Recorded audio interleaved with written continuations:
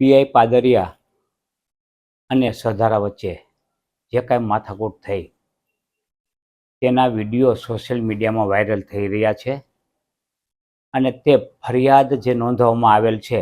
તેનાથી વિપરીત છે. હકીકતમાં સોશિયલ મીડિયામાં જે વિડીયો વાયરલ થઈ રહ્યા છે સીસીટીવીના, એ વિડીયોમાં પાદરિયા ઉપર સરદારા હુમલો કરતા જણાય છે. પહેલાં કાંઠલો પકડ્યો અને પછી પાટા માર્યા. આ હુમલામાં સ્પષ્ટપણે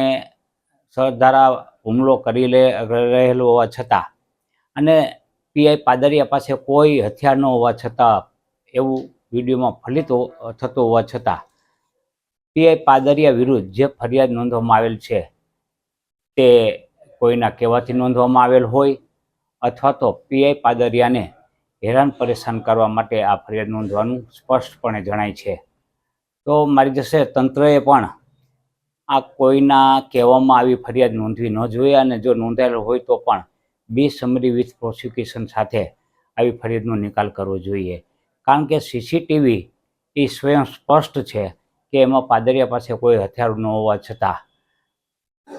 પાદરિયાએ સરદારા ઉપર જીવલેણ હુમલો કર્યાની જે કલમ લગાવેલ છે તે કલમને દૂર કરવી જોઈએ અને સામાન્ય પ્રકારની જે મારામારી થઈ છે, જે હાથાપાઈ થઈ છે, એને આવી ભારેખમ ફરિયાદ કલમો લગાડી અને ફરિયાદ કરેલ છે તે ગેરવ્યાજબી છે અને તેથી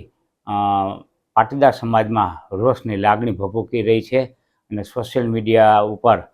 આ સ્પષ્ટ દેખાય છે.